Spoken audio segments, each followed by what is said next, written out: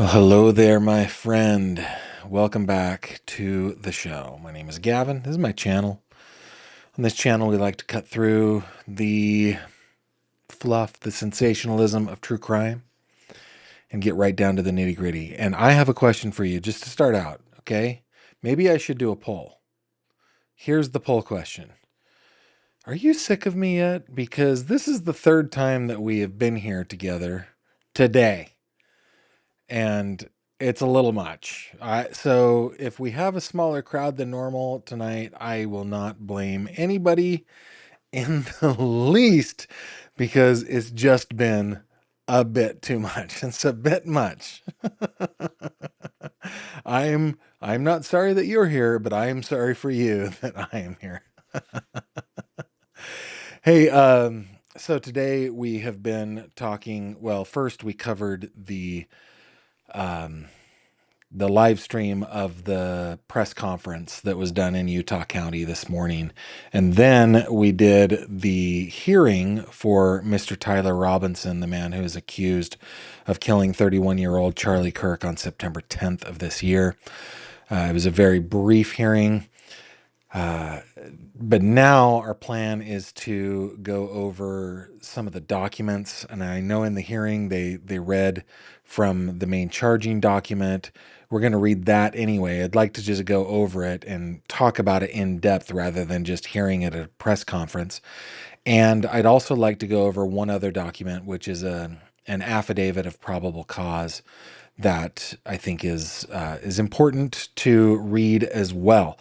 Let's see who we got on the live tonight. Susan says she is not sick of me yet. Well, Susan, give me time. Let's Talk Disability says, heck no, can we get Gavin 24/7? Well, you guys are all so kind. Thank you very much. I don't normally want to talk this much in a given day. Okay. That's pretty funny. That's pretty funny. Robin is here. Our Robin's one of our amazing mods. Mooney is here. Mooney says nope. I think that means no, she's not sick of me yet. Do we have? Yes, we have Autumn here as well. All three of our mods are here tonight. That's pretty amazing. And Jenny G says, this case is heartbreaking, and I know Gavin will have some great insights. Glad I'm able to make a live tonight. I don't know how great my insights will be, but we are going to dive in nonetheless. Thank you all for being here. Guys are awesome. Remember to put GF in your comment if you want me to see it. And join me, if you will, over here. We're going to get a couple of documents out of the way first. Okay, this is the bail order. Based on affirmation of Brian Davis, the arresting officer, the undersigned magistrate finds that probable cause existed for the arrest without a warrant of Tyler James Robinson. The current offense is a capital felony, and the court finds substantial evidence to support the charge. Therefore, the court orders that Tyler James Robinson is to be held without bail. This was brought up in the oh, guys, my brain, in the press conference today, that he'd be held without bail.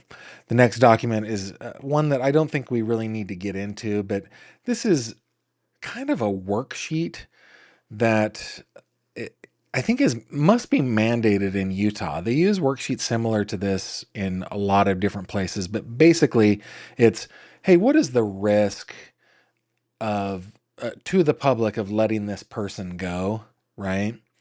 And they've got different scales, new criminal activity scale, the failure to appear scale, all the stuff that they do it, but no, he can't be released on his own recognizance, right? This is a parole 5-1, so yeah, he's not going to be released. That's basically what this document shows, right? No, capital case, he will not be released on bail. Okay, this one here is the one that we're going to actually get into and read. Now, I know that the lawyer did read this earlier, but we'll stop along the way and hopefully you guys will have some amazing comments as we go along. Charges, just very briefly, are aggravated murder. There's victim targeting enhancement, and there is a aggravating factor on there as well. Count 2 is felony discharge of a firearm causing serious bodily injury. Again, victim targeting enhancement and an aggravating factor. Obstruction of justice. This one has to do with him trying to conceal the firearm. Count 4, obstruction of justice, has to do with him telling the it's his clothing. Sorry about that. Tampering with a witness. So destroying or concealing his clothing. We don't know which. Count 5, tampering with a witness. This is telling his roommate to not talk to the police. Count 6 is, again, tampering with a witness. Again, it's his roommate.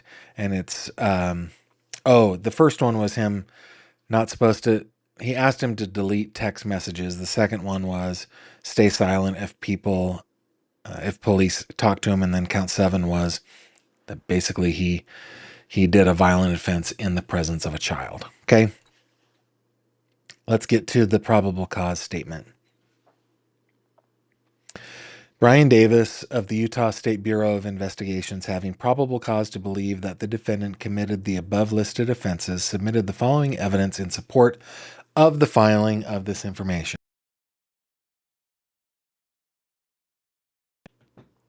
On September 10th, at approximately 12:23 p.m., Charlie Kirk was shot and killed while speaking to a large crowd on the campus of Utah Valley University in Orem, Utah.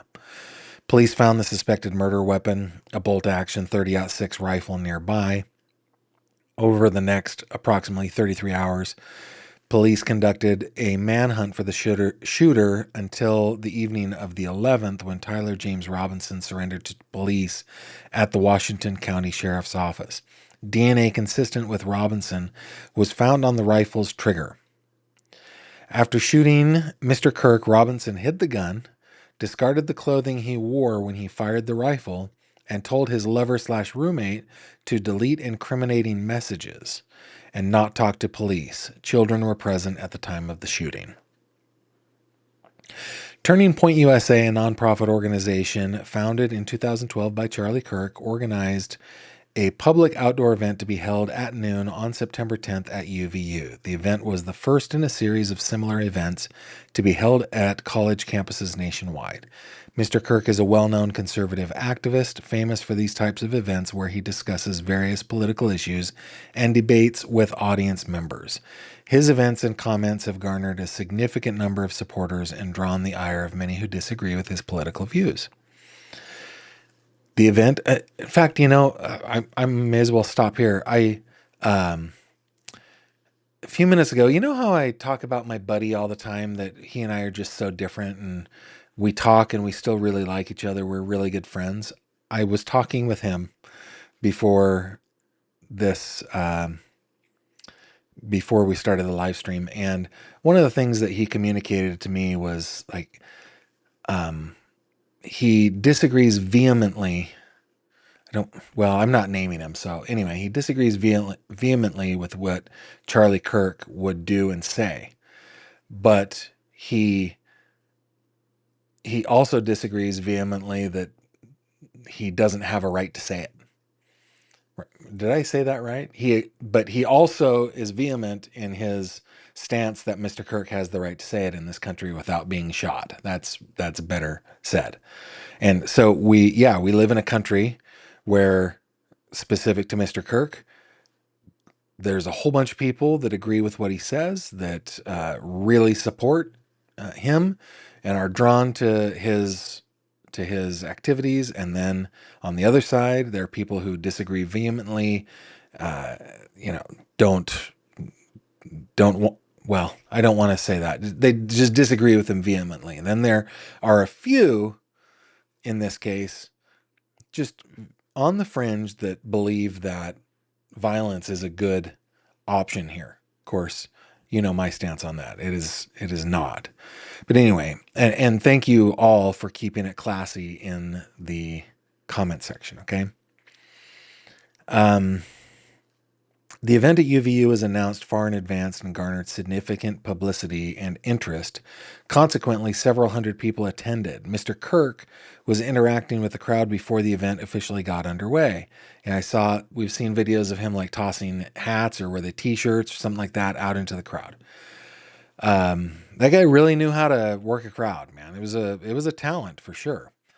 Then, approximately at noon, Mr. Kirk seated himself under a portable canopy behind a table and microphone. He began speaking to the crowd and fielding questions from attendees, a format Mr. Kirk commonly used at his events.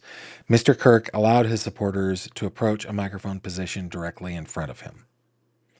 By the way, this just occurred to me.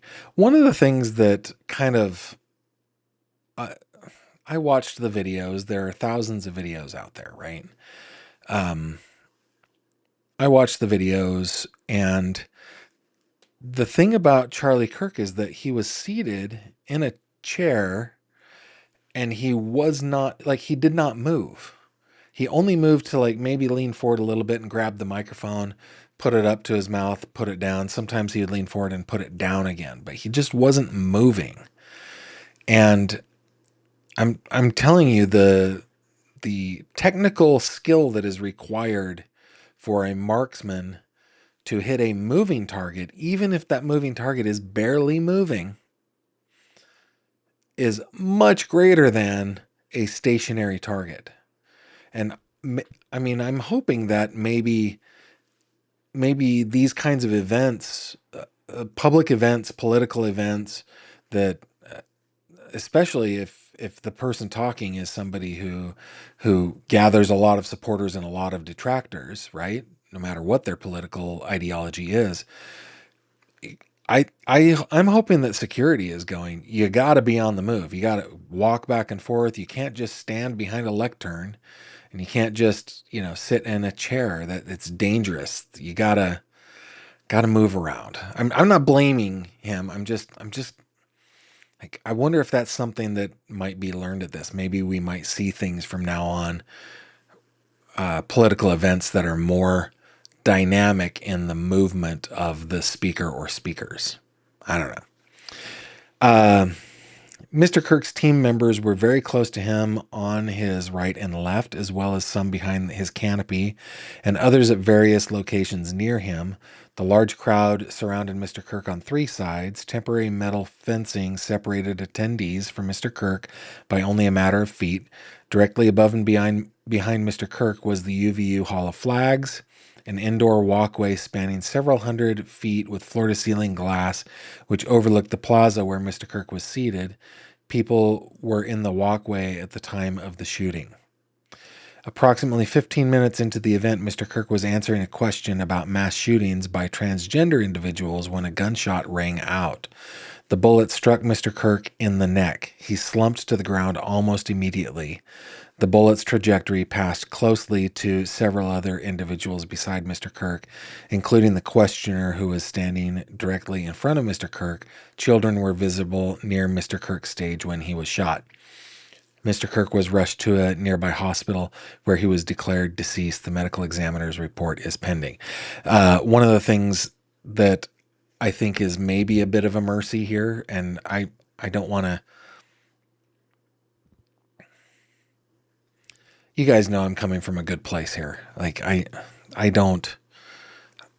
I never want to add pain or extra commentary that might add to family members' trauma following the death of their loved one, like Mr. Kirk's family. But I was just thinking maybe one of the mercies here is that, I mean, being hit in the neck like that would mean an immediate loss of blood pressure in the head. I think that there was no suffering here. I think he was just lights out. And sorry to be morbid that way, but I don't know. I would hope to heaven that if I were to meet a violent end, which I do not want, I'm not inviting this, right? But if I were to meet a violent end, it would be something where just lights are out. I don't know. The UVU surveillance investigation. At the moment of the shot, a UVU officer was watching the crowd from an elevated vantage point. As soon as he heard the shot, he began to scan the area for threats. Believing the shot came from a rifle because of its sound, he looked for potential sniper positions. He noted a roof area approximately 160 yards away from Mr. Kirk's as a potential shooting position and rushed there to look for evidence. 160 yards is, while closer than I thought it was, is still a very good shot. The suspected shooting position is adjacent to an open, publicly accessible walkway. To access the suspected location, a person must climb over the railing and then drop off the roof only slightly below. Climb over the okay. Drop to the roof only slightly below. The UVU officer climbed over the railing and down onto the roof. He then walked to the suspected shooting position and confirmed a clear shooting corridor between the position and Mr. Kirk's seat. He also noticed markings on the gravel rooftop consistent with a sniper having lain on the roof. Impressions in the gravel potentially left by elbows, knees, and feet of a person in a prone shooting position, laying on their stomach, right? Police reviewed surveillance from the camera covering the roof and discovered that it recorded an individual dressed in dark clothing cross the railing from the public walkway and drop onto the roof approximately 12:15 p.m. Although the individual moved out of the camera's view for a short time, the camera again captured the individual running across the roof and then low crawling to the area the UVU officer recognized as where the suspected sniper had dropped into a prone shooting position. After a short time, which matches the known time of the shot, the individual arose and ran across the roof to the northeast. This discovery led to an intensive review of UVU surveillance recordings to attempt to track and identify the suspect. Surveillance revealed the following. At approximately 11:51 a.m., the suspect entered the campus from the north. He is seen wearing a black shirt with an American flag. In its center, a dark baseball cap and large sunglasses. Throughout the surveillance, the suspect keeps his head down and rarely raises his head enough to get a clear image of his face. As he proceeds across the campus, he is seen walking with an unusual gait. The suspect walks with very little bending in his right leg, consistent with the rifle being hidden in his pants.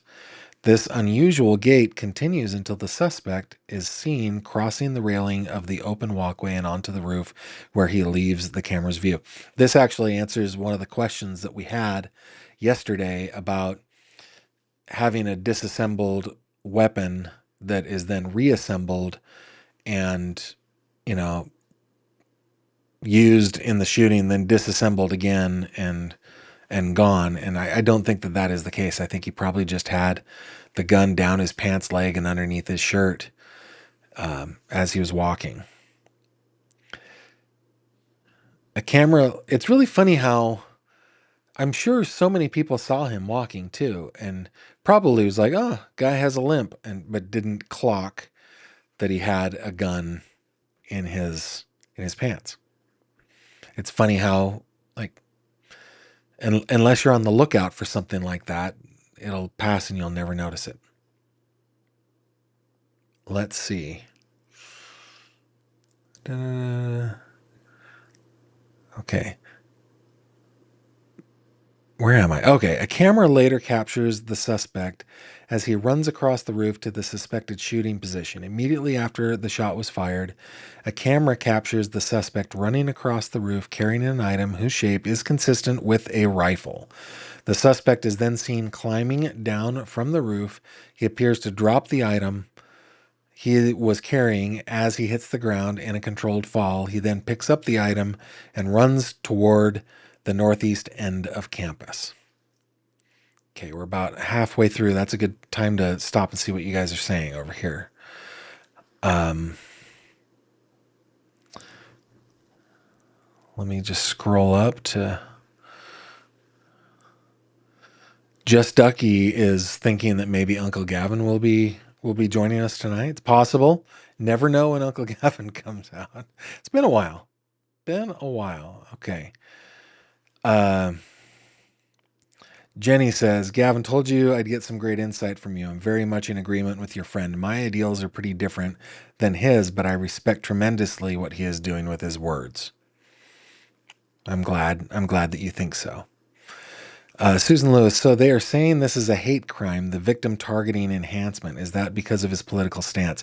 They're not saying it is a hate crime.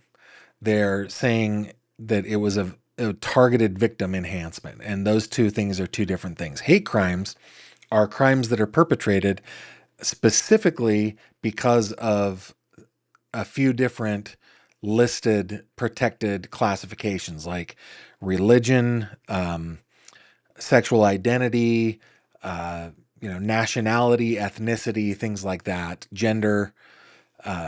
This is not a hate crime. They just have in Utah, they have an enhancement for targeting a victim. That's all that means. Tanya, welcome to Fanatic. Glad you're here. Patty says, I don't think violence is ever the answer if you don't agree with someone, and I likely agree with your friend. Yeah.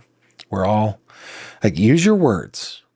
Use your words. That's what my mom always said. That's what we always said to our kiddos. No, no, no, no, no, no. Use your words. Let's, I mean, yeah, and go out. Here's the other thing is that there are, and see, I'm not as plugged in politically, but there have to be, right? I mean, there have to be the quote unquote kind of Charlie Kirk kind of person on the left, right? Thinking the Young Turks, maybe that's, or I don't know. But, and I know a lot of people would say there will never be, there's nobody like Charlie Kirk. I get it. I'm just saying, like, if you have a particular stance, go out and make your case verbally, not pew-pewily, right? Verbally. That's, yeah, I agree with you. God's secretary said, I've also heard a doc say the same thing. He was gone in a second, if not immediately. Yeah, the loss of pressure in your head just lights out. You're done. And I mean, maybe given the circumstances, where the bullet goes, lots of different things, there could be saving him, but I don't think that he would feel any of it. I think his brain would be. And I hope that's the case for Mr. Kirk. I hope that's the case for anybody who meets a violent end. Yeah. Just Ducky, what do you think Robinson would have done if his shot missed? I think he would have bolted another one. I think he would have recharged and fired again. I think he would have done it again and again until he chickened out and then ran. I think that's probably what he would have done. And yeah, I mean, I'm not an expert on this. I'm very amateur on this, but the the weapon that he chose was the right one for this job. It's not like a crazy AR-15 platform, semi-automatic, being able to send multiple rounds downrange in very short order. That's not what he was trying to do. He was hunting. He was hunting. One shot, boom. Doesn't work, go again. Doesn't work, go again until he's spent, and then I think he'd probably run. I don't know. Maybe he just would have run after the miss and chickened out, which would have been a much better way to turn out. Susan Lewis, usually hate crimes and victim targeting enhancements are the same thing. Yeah, they don't classify them the same way in Utah. So, yeah, thank you.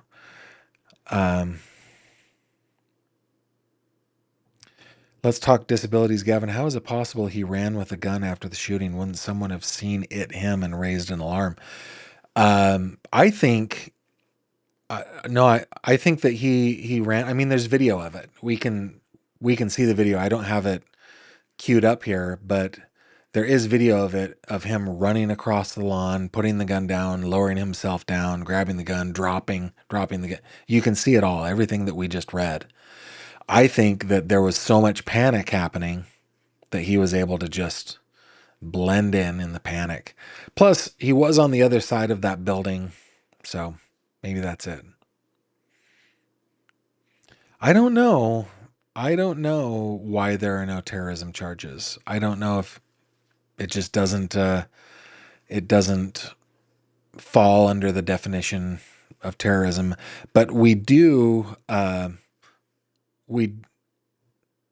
we have been told by, if memory serves, Governor Cox and FBI Director Patel that federal charges may be coming too.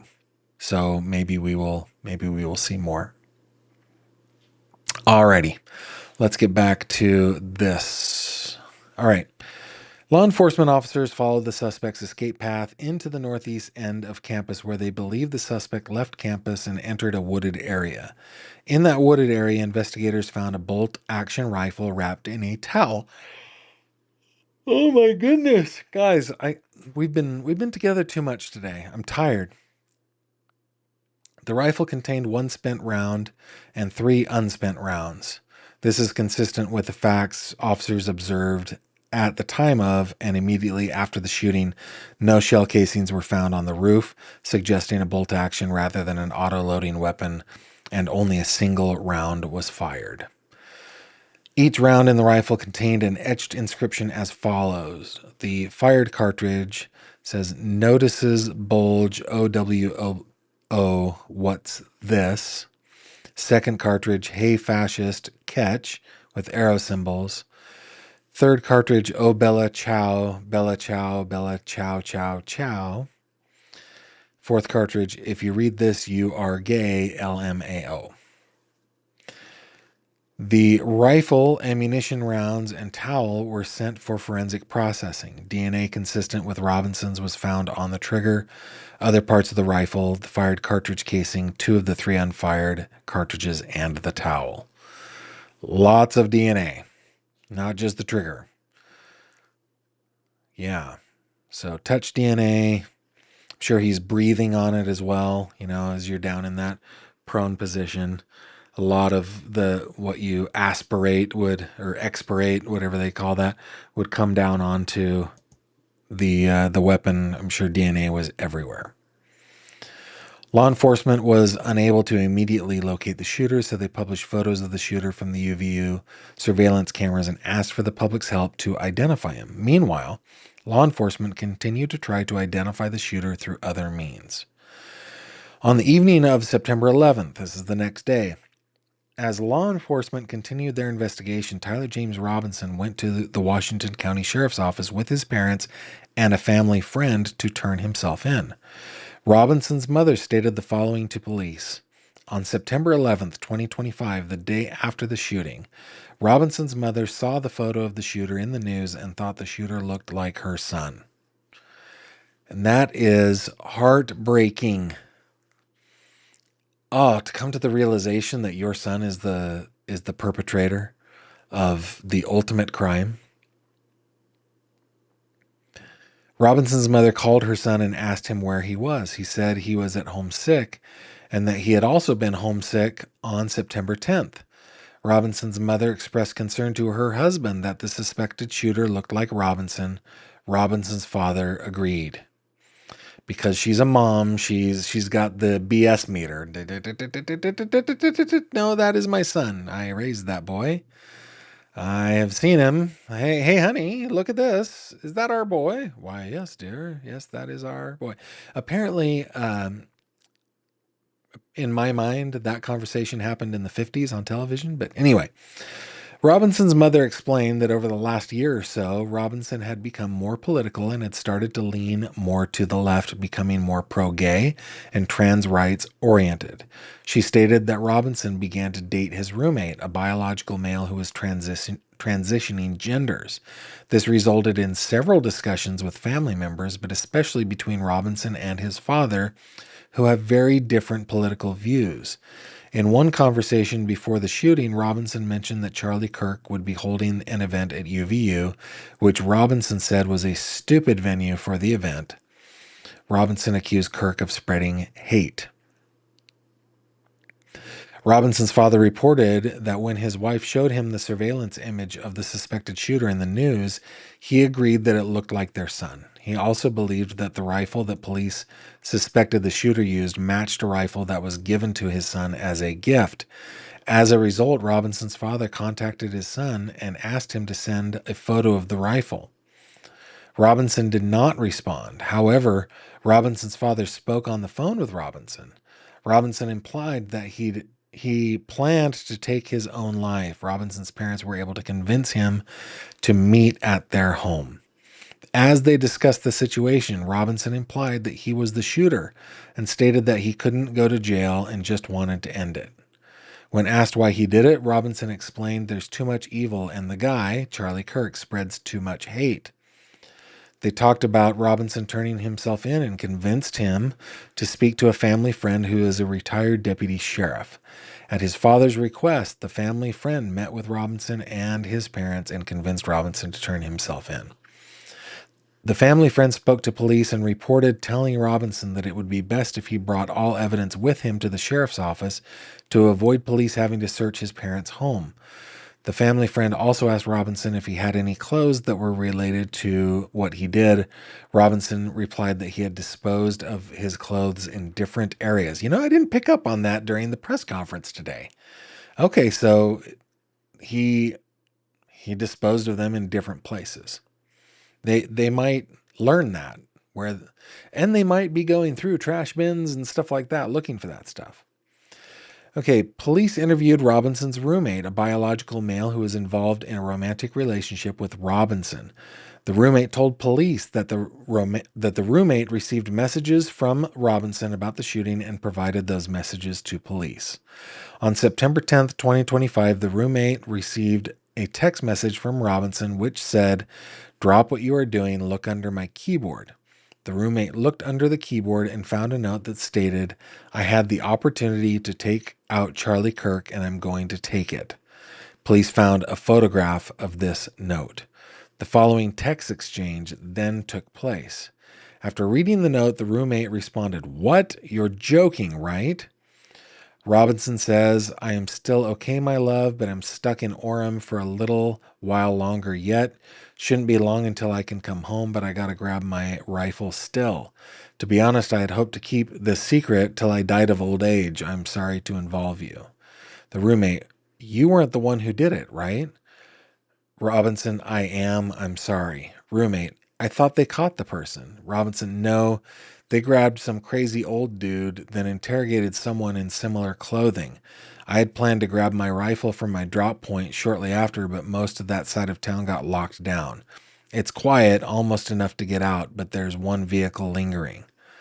Why? Why did I do it? Yeah, I had enough of his hatred. Some hate can't be negotiated out. If I am able to grab my rifle unseen, I will have left no evidence. Going to attempt to retrieve it again. Hopefully they have moved on. I haven't seen anything about them finding it. Roommate says, "How long have you been planning this?" This is damning evidence, man, because this is malice aforethought, right? This is pre-planning it. Robinson, "A bit over a week, I believe. I can get close to it, but there's a squad car parked right by it. I think they already swept that spot, but I don't want to chance it."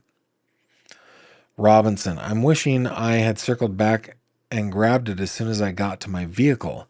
I'm worried what my old man would do if I didn't bring back Grandpa's rifle." I what is IDEK? I'm too old. In text, what is IDEK? Oh, I don't even know. There we go. I don't even know if it had a serial number, but it wouldn't trace to me. I worry about prints. I had to leave it in a bush where I changed outfits. Didn't have the ability or time to bring it with me. I might have to abandon it and hope they don't find prints. How the F will I explain losing it to my old man? Only thing I left was the rifle wrapped in a towel. So he's saying he left the rifle wrapped in a towel and they found a rifle wrapped in a towle with all of his DNA on it. That is Yeah. Remember how I was engraving bullets? The effing messages are mostly a big meme. If I see notices bulge UWU on Fox News, I might have a stroke. All right, I'm going to have to leave it. That really effing sucks. Judging from today, I'd say Grandpa's gun does just fine. I don't know. I think that was a $2,000 scope. And then he says, delete this exchange. Then he says, my dad wants photos of the rifle. He says, Grandpa wants to know who has what. The feds released a photo of the rifle, and it is very unique. He's calling me right now, not answering. Then he says, since Trump got into office, my dad has been pretty diehard MAGA. I'm going to turn myself in willingly. One of my neighbors here is a deputy for the sheriff. You're all I worry about, love. I'm much more worried about you. Don't talk to the media, please. Don't take any interviews or make any comments. If any police ask you questions, ask for a lawyer and stay silent. And that led to a charge right there. Okay, let's see what you guys are saying around here. We just got a little bit. And Robin is saying, and this is just the information they're sharing with the public. Yeah, they know that this is a public document, like you say, Robin. So, and they only need to establish probable cause. They don't need to give all the evidence that they have. They just need to be able to establish to the satisfaction of a judge that there's probable cause to, I mean, he was arrested before this affidavit, but there's probable cause to keep him.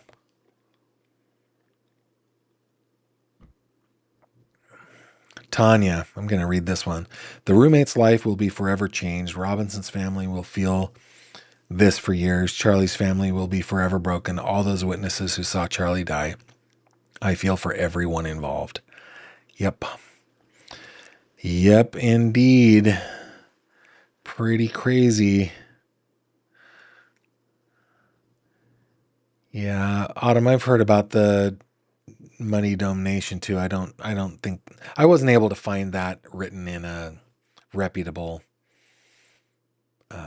media outlet. So, okay. Moving on.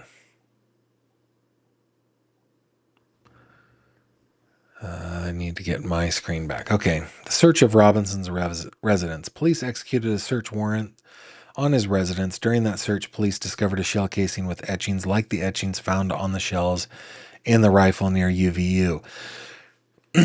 Police also found several targets with bullet holes in Robinson's home. So yeah, he was practicing. Count 1, aggravated murder, pertains to Robinson's shooting and killing of Charlie Kirk in a manner that exposes others, in addition to Mr. Kirk, to a great risk of death. Count 2, felony discharge of a firearm, pertains to Robinson's shooting toward Mr. Kirk, knowing that doing so would endanger those in the bullet's path. The shot caused serious bodily injury to Mr. Kirk, ultimately resulting in his death. Count 3, obstructing justice, pertains to Robinson's removal and hiding of the rifle he used to shoot Mr. Kirk. 4, removal and hiding of the clothing he wore. 5, telling his roommate to delete their text exchange. 6, telling his roommate, if any police ask you a question, ask for a lawyer and stay silent. 7 is a violent offense committed in the presence of a child. There were children under the age of 14 who were visible at the event. And then that is signed by the Utah County Attorney's Office, Jeffrey S. Gray. Okay, now the probable cause affidavit is a separate document. And I think this is by the same affiant, Brian Davis.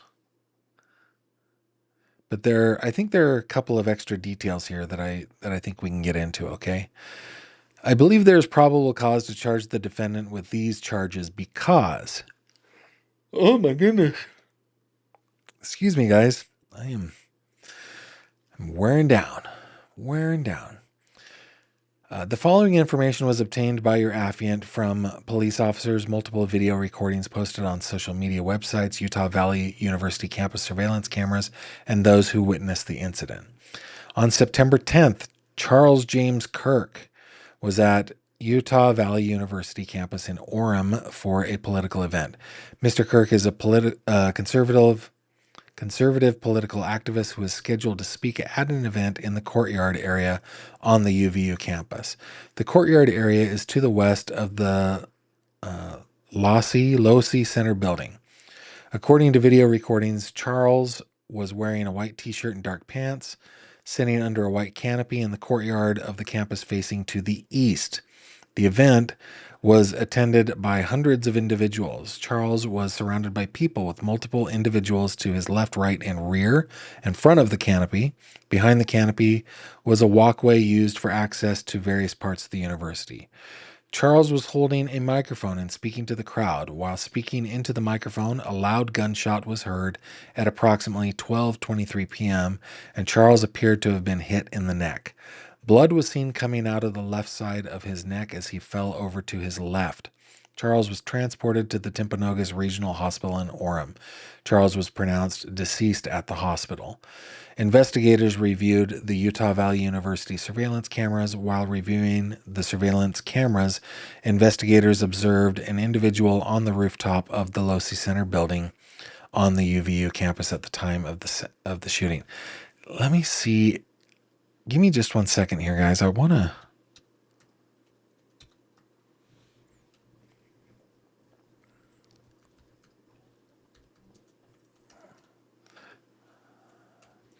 The Losi Center. Okay. You come over here. So this is the Losi Center.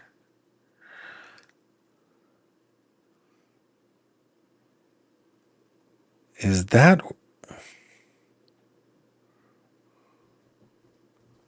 I don't know if Charlie Kirk was...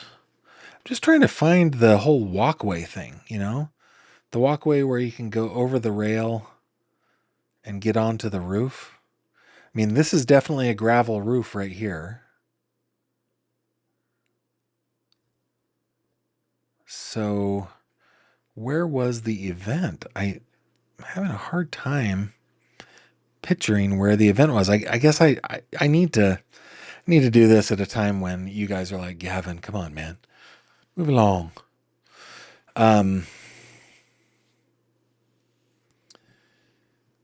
Hereafter, the unidentified individual will be referred to as suspect. Based on surveillance camera footage, suspect appears to be a white male with dark-colored hair, wearing a dark-colored hat, sunglasses, a long sleeve. This is unprofessional, man. A long sleeve black shirt with a picture of an American flag and an eagle printed on the shirt, dark-colored jeans, and white-gray shoes with white-colored shoelaces. The shoes appear to be consistent with Chuck Taylor Converse-style shoes. Suspect is also carrying a dark-colored backpack on his back. Suspect walks with a distinctive gait. Prior to the shooting, suspect appears to walk with a stiff right leg and at a relatively slow pace. Suspect's ability to bend his right leg appears to be restricted. Investigators were able to track suspect's movement on the UVU campus starting at approximately 11:50 a.m. At approximately 11:50, the UVU surveillance camera first captured the suspect walking across a grassy area north of campus at approximately 800 West. Suspect walked through the parking lot and approached a pedestrian tunnel that runs underneath Campus Drive. Before entering the tunnel, suspect paused at the top of the stairs and pulled out what appeared to be a cell phone from his right pocket, using his hand at approximately 11:53. Suspect eventually put what appeared to be a cell phone back in his right pants pocket, using his right hand. Surveillance captured suspect making his way toward the Losi Center. At approximately 12:02, suspect was recorded walking on the north side of the Losi Center building. I want to make sure that we're facing north in this. Okay, so he's on the north side of the Losi Center building, which here is on this side, right? Let me back way out. Yes, north. Okay. So he's on the north side over on this side.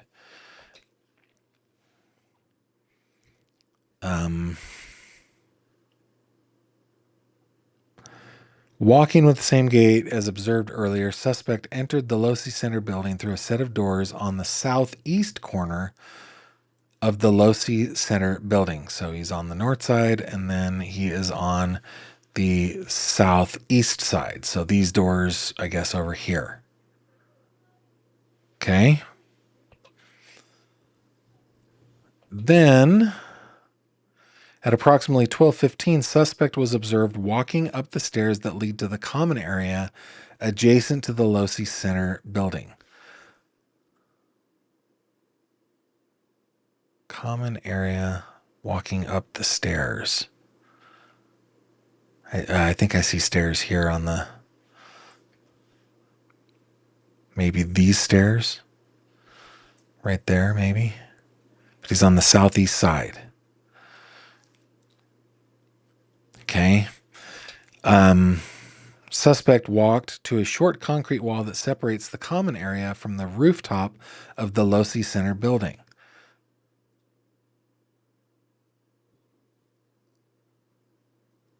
Is the Losi Center building like in the ground? That's something I just don't understand.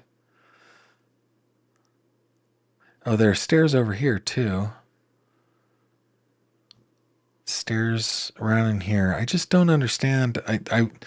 I'm not doing well with it from the top view. And you guys are probably like, dude. All right. At approximately 12:17, suspect climbed over the short wall and appeared to crouch down on the north side of the wall on the rooftop. At approximately 12:22, suspect stood up, started running across the rooftop of the Losi Center building. The notable limp from previous surveillance was absent. Okay, so he took the gun out as he was kind of crouched down.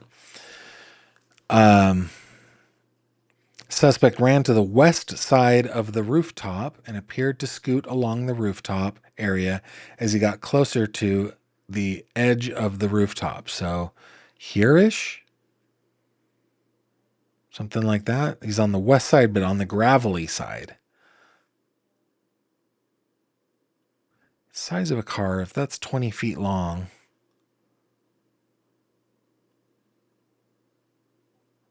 I think, yeah, he's just shooting, sorry, down into there, I guess. Okay. At approximately 12:22, suspect laid down in a position consistent with a prone shooting position near the edge of the rooftop and appeared to be facing west in the direction of the courtyard area. So he's facing west.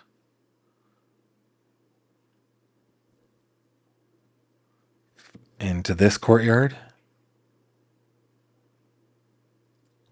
Okay. The rooftop of the Losi Center building overlooks the courtyard area where the event featuring Charlie Kirk was taking place. The Losi Center building is east of the courtyard area at okay. Oh, okay, here. Sorry. Here. This is the courtyard and the different, yes. Okay, man, it took me like 82 years, but I got it figured out. So Charlie Kirk was here. People were surrounding him here, and the shooter was on the west side of this gravelly area here, Mr. Robinson, I guess. So he's shooting across here to the west southwest. You know, as a very experienced private pilot of like 25 years now, being able to look down on things should be a very good skill of mine, but I'm having a real hard time with this. Okay, so I got it. Here's the Hall of Flags. Yeah, what I can't find is the walkway where he's able to just easily get onto that rooftop, but I guess that doesn't matter. Okay. At approximately 12:23 hours, surveillance shows that suspect stood up suddenly from the edge of the rooftop and sprinted north on the rooftop of the Losi Center building. Suspect ran to the northeast corner of the Losi Center building and approached the edge of the rooftop. Suspect placed a dark-colored item on the rooftop and proceeded to lower himself off the rooftop. Suspect dropped off the rooftop onto the grass below. Suspect ran north near the parking lot to the east of the Losi Center at approximately 12:24 p.m. Suspect ran north across Campus Drive Road. Suspect appeared to be carrying an item whose identity is not clear from the surveillance. The area to the north of Campus Drive Road where suspect crossed over consists of a grassy area with trees. So, yeah. So, like, we're just talking about this little wooded area right here across from Campus Drive. So, you know, this is where I'm from. I mean, I've been to this campus so many times I can't even tell you. But I've lived in Pennsylvania so long that when they say a wooded area, I honestly think forest. But no, just a little wooded area right here. Okay.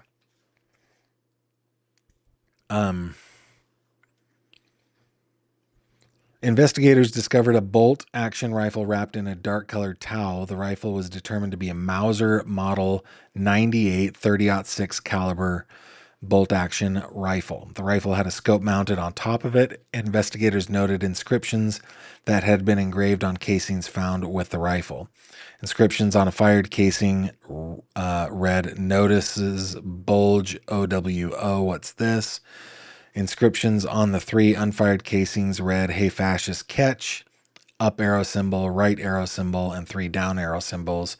A second unfired casing read, "Oh Bella Chow, Bella Chow, Bella Chow, Chow Chow." A third unfired casing read, "If you read this, you are gay, LMAO." Investigators also discovered a shoe impression on the northeast corner rooftop edge of the Losi Center building. The shoe impression was located in the vicinity where a suspect climbed down from the rooftop. The shoe impression is consistent with the shoe sole characteristics of a Converse Chuck Taylor shoe. On the evening of September 11th, 2025, a family member of Tyler Robinson reached out to a family friend who contacted the Washington County Sheriff's Office with information that Robinson had confessed to them or implied that he had committed the incident. This information was relayed to the Utah County Sheriff's Office and scene investigators at UVU. This information was also conveyed to the FBI. Investigators reviewed additional video footage from UVU surveillance and identified Robinson arriving on UVU campus in a gray Dodge Challenger at approximately 8:29 on September 10th, in which he is observed on video in a plain maroon t-shirt, light-colored shorts, a black hat with a white logo, light-colored shoes. When encountered in person by investigators in Washington County on September 12th, early morning hours, Robinson was observed in consistent clothing with the surveillance images. Investigators interviewed a family member of Robinson who stated that Robinson had become more political in recent years. The family member referenced a recent incident in which Robinson came to dinner prior to September 10th, and in conversation with another family member, Robinson mentioned Charlie Kirk was coming to UVU. They talked about why they didn't like him and the viewpoints he had. The family member also stated Kirk was full of hate and spreading hate. The family member also confirmed Robinson had a gray Dodge Challenger. Investigators identified an individual as the roommate of Robinson. Investigators interviewed the roommate, who stated that his roommate, referring to Robinson, made a joke on Discord. Investigators asked if he would show them the messages on Discord. He opened it and showed several messages to investigators and allowed investigators to take photos of the screen as each message was shown by Robinson's roommate. These photos consisted of various messages, including content of messages between the phone contact named Tyler with an emoji icon and Robinson's roommate's device. The content of these messages included messages affiliated with the contact Tyler, stating a need to retrieve a rifle from a drop point, retrieving the rifle in a bush, messages related to visually watching the area where a rifle was left, and a message referring to having left the rifle wrapped in a towel. The messages also refer to engraving bullets and a mention of a scope and the rifle being unique. Messages from the contact Tyler also mentioned that he had changed outfits. Based on the evidence detailed in this statement, I believe there's probable cause that Tyler Robinson committed the crimes of aggravated murder by shooting Charlie Kirk in a circumstance that put many around him at grave risk of death, felony discharge of a firearm, and obstruction of justice for moving and hiding the rifle believed to be used in the shooting. Yeah. So we got a couple more details there. Let's see what you guys are saying over in the comments here real quick. Before we call it a night, it has been a long night. Emily, thinking he scoped the area a few days prior, the same day. He was fortunate to know exactly how to climb up without being seen. I think it was the same day. Washington County is quite a ways away. It's all the way down in southern Utah on the, well, it's on the I-15 corridor, kind of if you went from Salt Lake to Las Vegas, you'd go right through Washington County. So it's 3.5, 4 hours between Orem and St. George, for example. So no, I think he got there early in the morning. He had a different change of clothes. He walked around, kind of scoped things out, kind of learned the area. And then he went back, changed his clothes, got his weapon, got himself to the area where he wanted to be. That's what I think. No, I just need to go to bed. I've been tired today. Can he plead guilty to avoid the death penalty? Maybe. He can definitely plead. It depends on what they will offer him, So who knows? Yeah, Tina says, I would imagine if he took the time to engrave bullets and plan out an outfit change and whatnot, that he scoped out the premises prior. I guess it's possible. Maybe he came a different day, but he was there way early. He was there 4 hours early. So I don't know. Maybe. You guys might. Okay, you're talking about tater tots. You're talking about oats and granola. You guys are making me hungry. Let's see if there's anything else before we go. Grits, cheese curds. Guys, you're killing me here. You are killing me. Poutine. You guys. That is a good place to stop. Thanks so much for joining me. Wrong button. Let's put that back down. Thanks for joining me 3 times today. You guys, we're not going to keep up this pace for sure. In fact, what I'm trying to do is focus on better content, not just more content. If you want better content, by the way, head on over to Meal website, because my website is chock full of terrific content, including ways to reach me on social media, to read Crime Cod, my true crime website and newsletter, and to, see my blog posts and case pages and all sorts of things. It's also a place where you can go to buy swag. I've seen a few of you lately buying some swag. Most of it is Cluvelta. People love the Cluvelta. You know what? I think we've got a lot of new viewers. I don't think I've shown the Cluvelta ad in quite a while, so we will do that here pretty soon. But yeah, if that's a great way to support me, guys, is by buying merch. You can get teas, you can get coffee mugs, you can get workout gear, you can get stickers, tumblers, the whole shebang. Go and check it out. PJs, the whole shebang. It's pretty fun. And it supports me, and I deeply appreciate it. With that, last thing. No, go back, Gavin. Boop, boop, boop, boop, boop, boop. See this little thing right there? If you click on it, it'll open up the fish tank, which is where we hang out on YouTube. And come on and join us over there on YouTube. There's always an open invitation to YouTube, Facebook. There's always an open invitation to join us on Facebook in the tank. I'm also on all the other socials, but just wanted to give you that plug. With that, guys, I'm calling it a night. It's early, but I'm tired.